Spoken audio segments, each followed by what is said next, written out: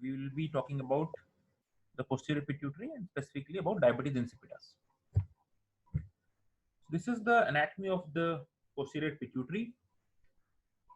The posterior pituitary, it is made up of the axons of the magnocellular neurons which are located in the hypothalamus.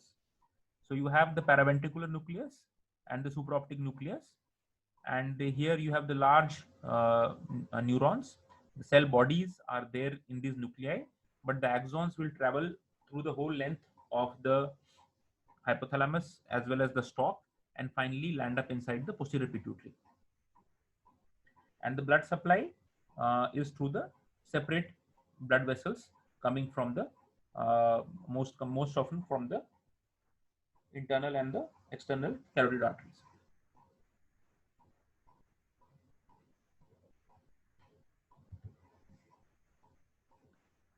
So primarily it is the supraoptic nucleus which is responsible for the secretion of the ADH, whereas the paraventricular nucleus also secretes not only ADH but also the several other hormones.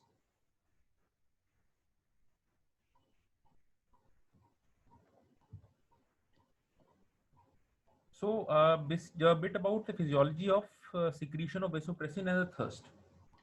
So the vasopressin which is secreted from the posterior pituitary is regulated by two systems.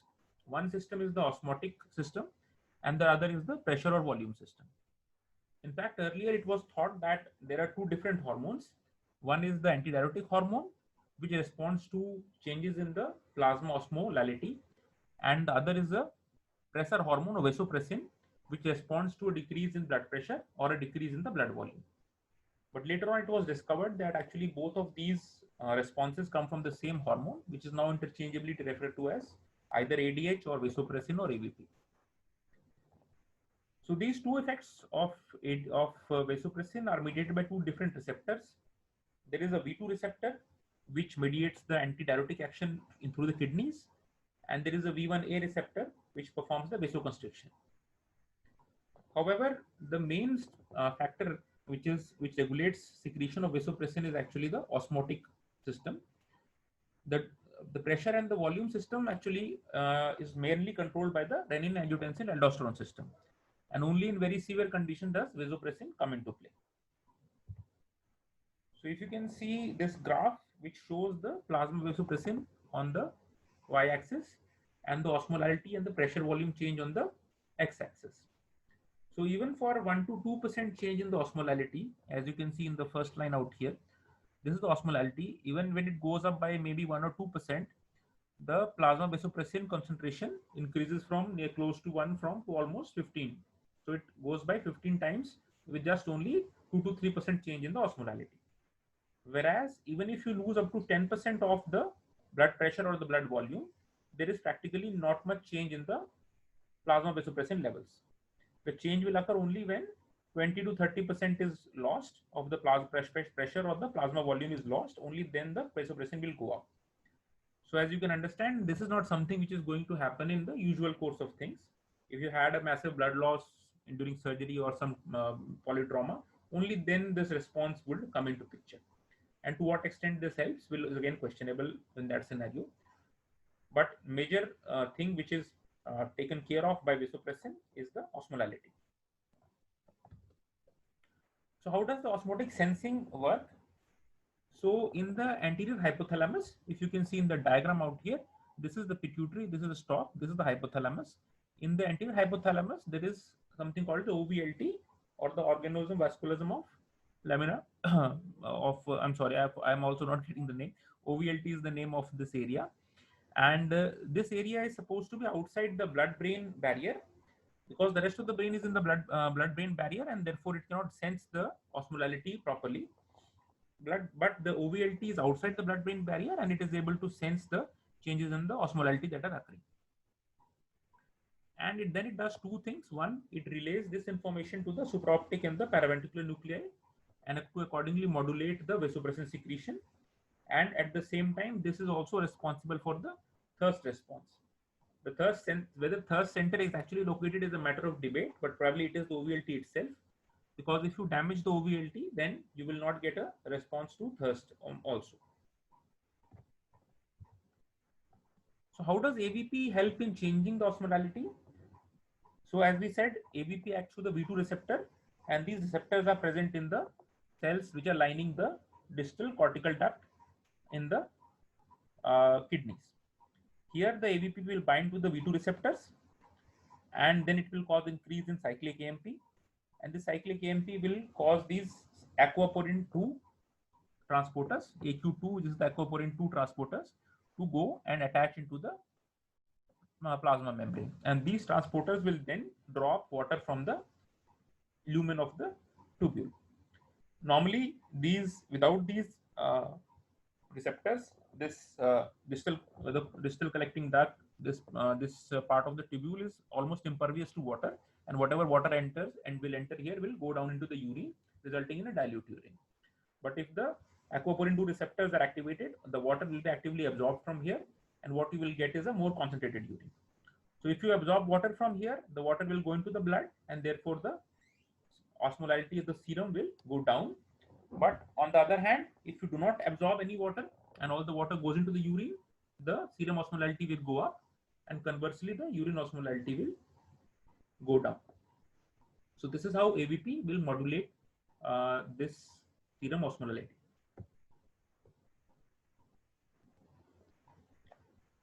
So the serum or the plasma osmolality is generally variable for person to person, but the normal range is supposed to be between 280 to 295. But for the individual person, there is a certain cutoff, and then only 1 or 2% above and below that cutoff, the movement is allowed. But basically, what you can see, the moment the osmolality crosses 295 or something, plasma ABP levels will continue to go up and up. And once it starts going below 280, the ABP level will begin to come down.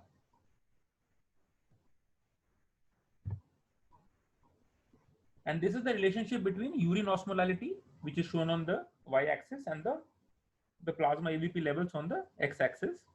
So as the plasma ABP level rises to, let's say, close to 6 picogram per ml, the urine osmolality will peak.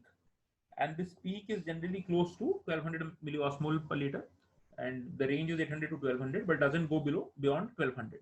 So beyond that, even if the ABP keeps on rising, you will not get a further increment in the urine osmolality, because this is the maximal concentrating ability of the kidney.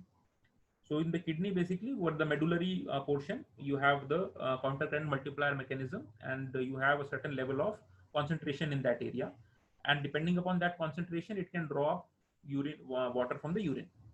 But once the concentration of the urine and this area becomes the same, it cannot take up more water, and this concentration of that area doesn't go beyond 1200 milliosmol. So therefore, this is the ceiling point. So you cannot have more than that concentration of the urine. On the other hand, important thing to see here in this, that even when the plasma ABP concentration is close to 1 or 2 picogram per ml, still you can see that you can get a urine osmolality close to more than 300.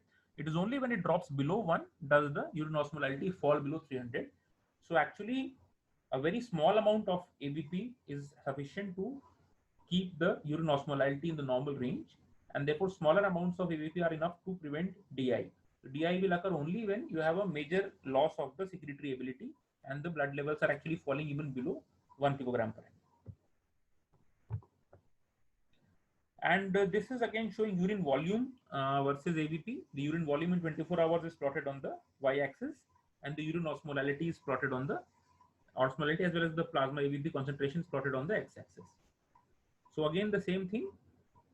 The urine volume can be reduced maximally when the osmolality goes to 1200 or the plasma ABP is more than 6. But again, some amount of urine has to come out, because some amount of solutes which the body is producing has to be excreted through the urine, and you cannot make the urine volume go to 0. So that amount will have to go.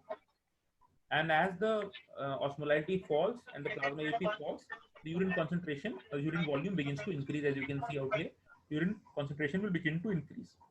But it is only when the plasma ABP levels falls below 1 does the urine volume suddenly begin to rise up. Up till here, it is only 5 liters. 5 liters is still manageable. So even at around 1 picogram per ml of PABP, you can have a situation which is not a frank DI. But once you fall below 1, then there is a steep increase, and then you can have as high as 20-25 liters of urine output every day. So the thirst is another mechanism for defending plasma osmolality.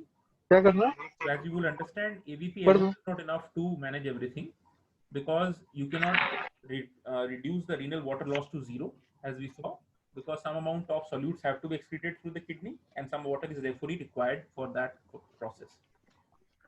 At the same time, insensible water losses will always be there in respiration and sweating, and these have to be compensated by taking in more water. So water has to be consumed both to replace the insensible water loss and the obligatory renal water loss. Now the thirst mechanism is similar to ABP because it is stimulated by increase in plasma osmolality or by decrease in intravascular volume, and the similar receptors are involved, that is the OVLT area. But generally we consume a lot more water than we require because of different reasons. We may like the beverages, there is some water in the food, we may drink socially, tea, coffee, etc. So because of this and the usual conditions, the thirst mechanism is not really activated that much. But in situation in which when dehydration is occurring, the thirst mechanism will get activated.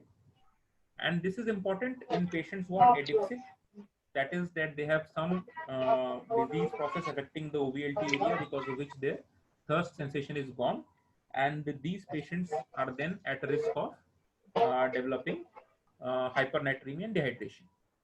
And again, if the patient is in altered sensorium and is not able to get up and drink, then such patients also will have abnormalities because of the loss of the thirst mechanism.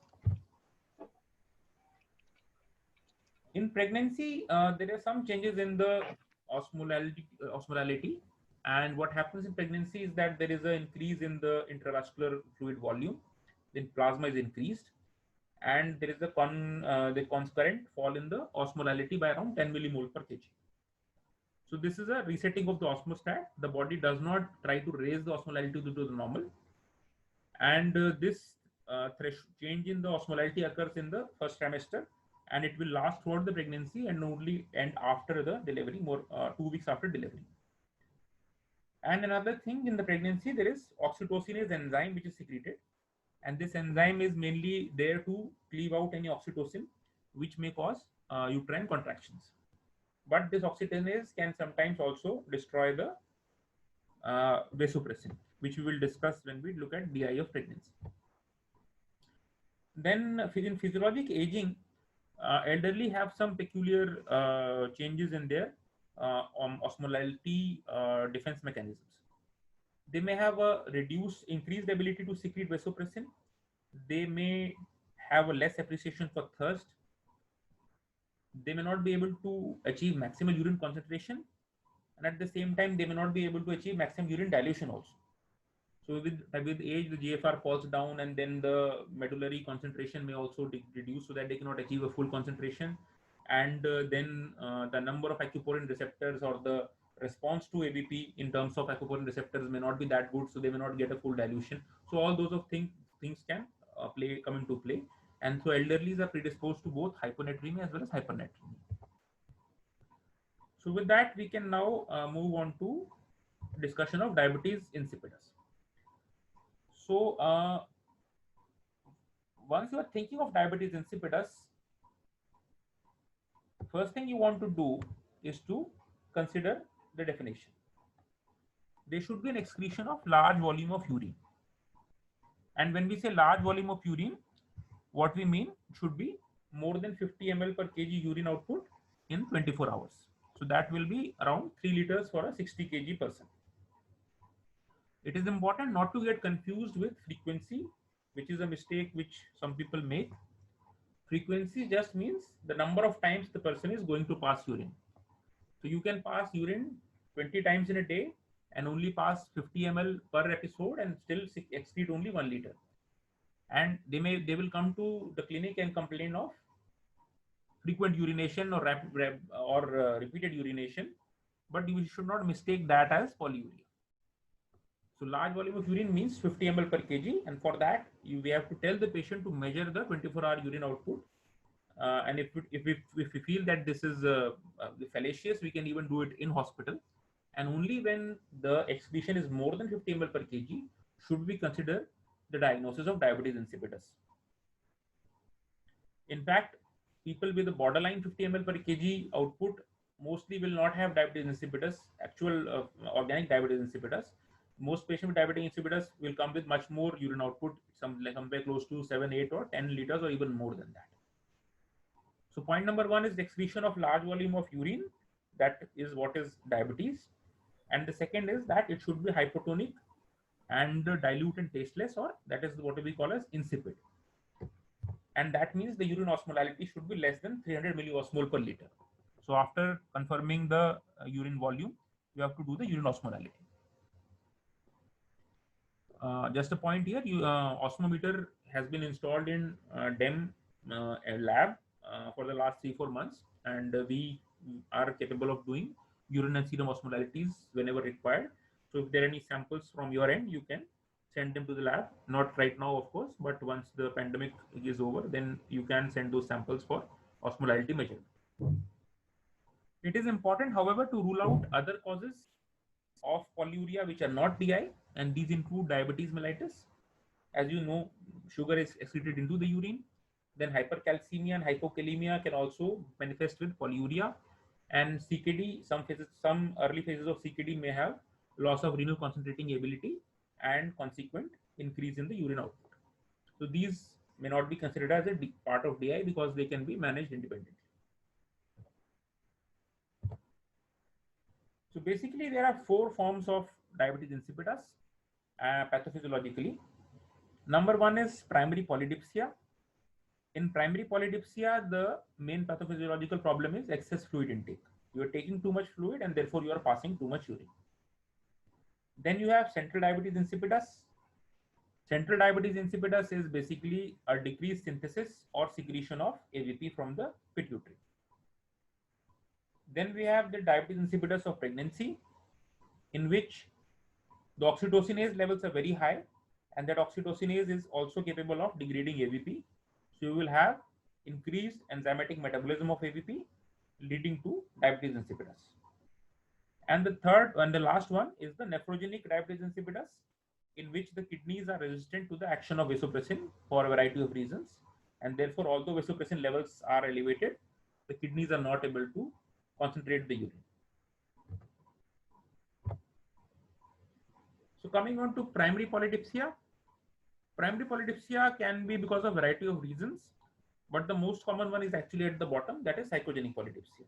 So most of the psychiatric patients, a lot of psychiatric patients that is, have a sensation of thirst for some reason, and they keep on drinking water, and the thirst does not improve despite drinking water, and they will land up with diabetes insipidus. Apart from that, drugs often cause primary polydipsia. There are a lot of drugs which can do so, but anticholinergics and tricyclic antidepressants, especially when given to the elderly people, may manifest with primary polydipsia. And then if you have diseases which are affecting the thirst center, such as sarcoidosis or tuberculosis, or some tumor which is directly destroying this area, in those conditions, again, your thirst responses may become abnormal, and you may continue to drink water without quenching your thirst. Central diabetes insipidus. Central diabetes insipidus is generally not caused by pituitary adenomas. So pituitary adenomas arising from the anterior pituitary almost never on their own cause DI, but surgery for pituitary tumors, whether adenoma or other tumors, is actually the most important cause of central DI. So a pituitary adenoma will not present with the DI, but they can develop DI after surgery.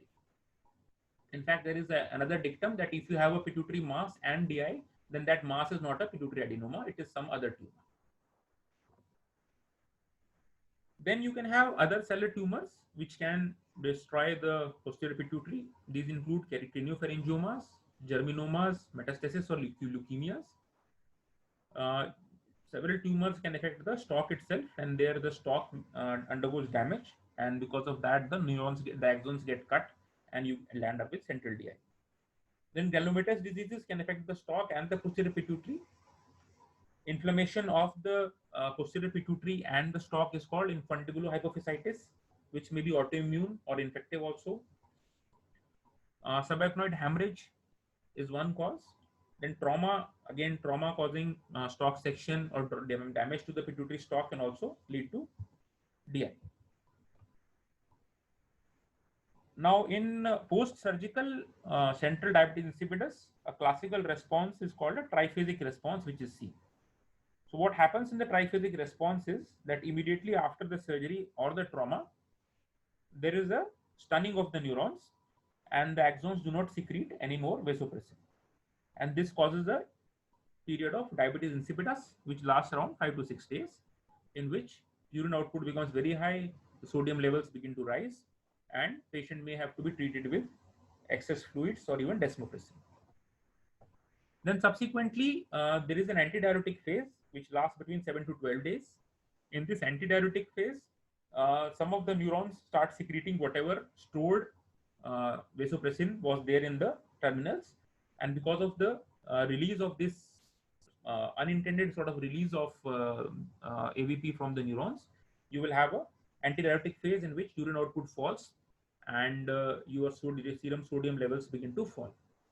And subsequently, there is a burnout. Whatever AVP is there, that AVP is lost, and then the patient develops a frank diabetes insipidus, which then continues to persist. So this is the triphasic response, that is DI and an antidiuretic phase followed by another DI. Some patients, especially after trauma, may only have the single antidiuretic phase, and then they can become normal. So they will have a period in which there is excess secretion of the AVP from these neurons, and then the remaining normal neurons will continue to secrete normally in the future. That is called isolated second phase. The isolated second phase will manifest only as a decreased urine output and hyponatremia post-surgery or post-trauma. So that is also seen in some cases. Other causes of central DI, you can have genetic causes such as AVP gene mutations. There is something called a Didmode syndrome, also known as Wolfram syndrome, in which you have diabetes. DI stands for diabetes insipidus, then DM stands for diabetes mellitus, O is optic atrophy, and D stands for deafness. So these children, they start off with optic atrophy and diabetes, and then later on they develop diabetes insipidus also. Then you have some idiopathic cases which may be autoimmune. A variant of DI is adipsic DI.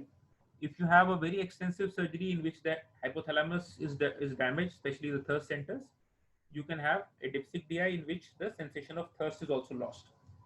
So in most cases of DI, although the urine volume output is increased, the thirst mechanism is normal, and the patient drinks a lot of water, and the blood, the blood volume, the sodium levels, they remain within the normal range.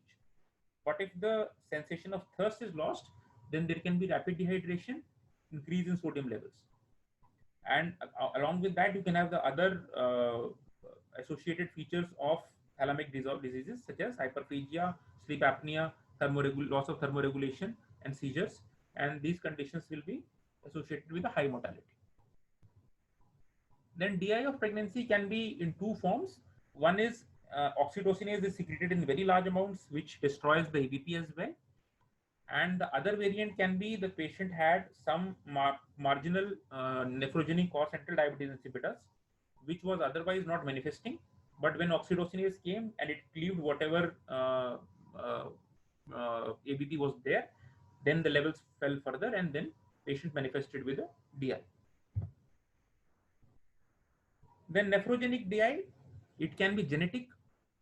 The X-linked variants are the V2 receptor mutations, in which only the males are affected and the females are carriers.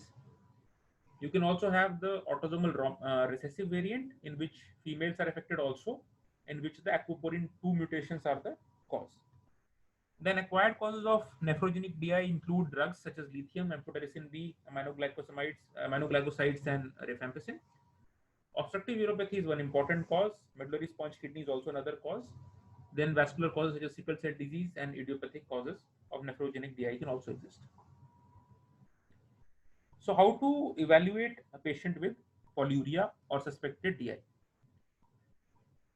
So first thing, of course, goes without saying is that you definitely want to look at the blood glucose and the urine glucose levels to make sure you're not dealing with diabetes mellitus, that is. And you also want to know if the patient is getting some treatment to increase the urine output or cause osmotic diuresis such as mannitol, etc., etc. So once those are ruled out, then you have to confirm that polyuria exists, that is more than 50 ml per kg of urine is being excreted. And secondly, the urine is hypotonic, that is the osmolality is less than 300 milliosmol per liters. Now, if your patient's cause of DI is already evident from history, let us say patient had a pituitary surgery just now and is now coming with DI, or he has a renal disease in which you think that DI would be expected. In such cases, there is no need to do further workup to delineate the cause. The cause is already apparent, and then you can move ahead with the specific workup for that cause, and move on to the treatment as indicated. So you need not go water deprivation, etc., in all patients who have DI, especially if the cause is already known. But if you cannot make out what is causing the DI, you're not sure what is the etiology of DI, then what is required to be done is a water deprivation test. So water deprivation test conceptually has two parts. Part number one is water deprivation with monitoring of the serum and urine osmolality. And part two is the administration of desmopressin and see the response. So the part one answers the question, is this primary polydipsia or is this CDI or NDI? And then part two answers the question, is it CDI or is it NDI? So part one sort of excludes primary polydipsia, whereas part two helps to choose between central and nephrogenic DIs. So what you will do in water deprivation, you will make the patient go nil per oral and keep him or her in a close under observation. Their body weight is measured every hour at least, and every hourly you are supposed to measure the serum osmolality, urine osmolality, and even the serum sodium. So as you will as you will make the patient NPO, the serum osmolality is expected to rise. Serum osmolality will rise slowly in primary polydipsia and more rapidly in CDI and NDI. But that is of course not the thing to see. Basically, the serum osmolality will not cross 295 in primary polydipsia, but it may exceed 295 in CDI and NDI. And ideally, we should not let it go beyond 295. It should just touch 295. That is a target. In primary polydipsia, the urine volume will fall dramatically because the cause of the polyuria was excess intake. So once you cut off the intake, the urine volume is going to fall. Whereas in CDI or NDI, the urine volume will continue to remain high, and the urine osmolality will rise to more than 800 in primary polydipsia, whereas it will continue to remain less than 300 in CDI or NDI. So by looking at these parameters, you can tell that, okay, this patient has got primary polydipsia and this patient probably has DI because of central or nephrogenic causes. Once the patient has passed the test, that is, he has continued to have high urine volume and high urine and low urine osmolality, then you administer desmopressin. Then after administering desmopressin, you look at the urine osmolality. If it rises to more than 800 milliosmol per liter, then you say it is central diabetes insipidus. That is, the kidneys responded to exogenous desmopressin. But if the kidney do not respond to exogenous desmopressin, then that means it is a nephrogenic DI. So this is how the water deprivation test is performed. We are now doing the water deprivation test in the department. Earlier, we did not have the osmometer, so we were not able to do. But now that is available, and if there are patients who want water deprivation to be done, they can be sent to us. It has to be done very carefully because, as I said, patients with CDI and NDI can very rapidly go into dehydration and hypernatremia. So we have to be very careful at looking at the body weight and the other parameters. And again, it has to be very careful because the patient with primary polydipsia have such intense thirst that they can actually drink even from the toilet tap. So even if they want to go to the washroom, somebody has to accompany, or preferably they have to pass the urine at the bedside. So it has been known that they cannot resist the urge and they have even drunk from the toilet tap, etc. So water deprivation test has some problems. If you have frank DI, then water deprivation will mostly work. You will be able to differentiate between the three causes. But if you have partial DI, then you may not be able to delineate the etiology. So in chronic hypoosmolality, the AVP reserve may decrease, and this can occur even in long-standing primary polydipsia. Because of this, you may not get the response that you wanted to see. Then if you have chronic hypoosmolality in primary polydipsia, for example, the medullary concentrating ability may fall down because of dilution, and then you will not get more than 800 milliosmol kind of urine osmolality, despite everything else be working normally. Then in some cases of partial central diabetes insipidus, the V2 receptor upregulation occurs, and when you give desmopressin, you will get a even without giving desmopressin, you will get a very good response. And sometimes it can happen that renal resistance, which is there in nephrogenic DI, it is overcome when you give very high dose of desmopressin, especially when it is a partial DI. So in partial DI, sometimes there may be a lot of difficulty in delineating the real etiology. There are some other tests that you can consider doing.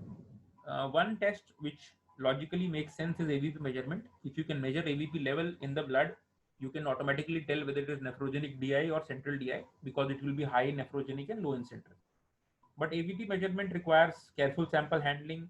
You have to centrifuge immediately. It must be stored at -70 degrees, and it is poorly sensitive.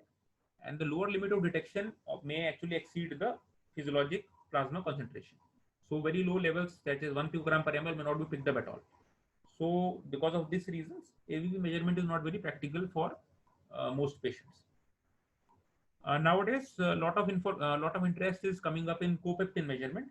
So copeptin is actually a part of the pro-AVP. So AVP is secreted as pro-AVP, and then copeptin is cleaved away, and then AVP is secreted separately. And this copeptin is more stable, and levels can be measured. And then high copeptin levels mean that patient may be having nephrogenic DI, and then low levels can be seen in both CDI and primary polydipsia. And another thing that you can do additionally is to quantify thirst by, let's say, a Likert scale. In primary polydipsia, once the patient is allowed to drink water, even after taking enough water to reduce reduce the plasma osmolality, there is only a less than 50% decrease in the thirst sensation, and this indicates that there is a primary disturbance with the thirst mechanism. On the other hand, somebody will DI will feel satiated once the plasma osmolality has been reduced by drinking water. Then you can also look at the uric acid, not urea, I'm sorry for the wrong spelling, it is uric acid. Uric acid levels reduce when the AVP levels are high, and sodium levels will be on the lower side in primary polydipsia and higher in nephrogenic or central DI. But again, they may not be very sensitive parameters, so they are only adjunctive. They are not there for the main diagnosis. Then the other tests, once you have made up the primary diagnosis, can include an MRI to look for the posterior pituitary bright spot and other structural diseases affecting the pituitary. And workup for granulomatous disease can be done if that is suspected, and renal imaging can be done if the kidney is considered to be abnormal. So then quickly coming to treatment, you can have central diabetes insipidus, in which treatment is desmopressin, which can be given either nasally, orally, or in subcutaneous form. And we can the normal dose which is given nasally is by puff, that is 1 puff is 10 micrograms, so 2 puffs a day or 2 puffs twice a day is the usual dose. The major concern with treatment with desmopressin is hyponatremia, and avoiding hyponatremia in central diabetes insipidus is important once you started patient on desmopressin. For that, once weekly, sometimes we omit one dose for a full day to allow the excess fluid which has accumulated to pass out. Or we can delay the desmopressin dose once or twice a week until the patient has passed urine 2 to 3 times. Or sometimes what can be done is that each dose of desmopressin can be delayed till the patient has passed urine. So you've given a dose, and then you want again let the patient start urinating frequently, and then you give the second dose. So these are the various strategies to avoid hyponatremia. In DI of pregnancy, we give desmopressin. Desmopressin does not act upon the oxytocin receptors, so does not cause any uterine problems, and it cannot be cleaved by the uterine, the placental oxytocin is. But again, in labor, you have to look at the electrolytes carefully. Nephrogenic DI is more difficult to treat. Some patients can be treated by high dose desmopressin, but it is not very practical to give such large amount of desmopressin. The mainstay of treatment is to reduce plasma volume by giving a low sodium diet and a thiazide diuretic. This kind of reduces the medullary concentrations, and therefore the renal concentration ability reduces, and you will have passage of a more less dilute urine. Alongside potassium replacement and administration of a potassium sparing antidiuretic may be required. Primary polydipsia, again, very difficult to treat. If it is from psychiatric causes, excessive fluid intake has to be reduced. It should be done slowly so that the patient can achieve a urine output which is within the normal range. And some patients with mouth dryness may be asked to take ice chips or hard candy, which may help to stimulate the salivary. So this is in brief the presentation. We are running out of time, so I will join in the second session for questions upon this.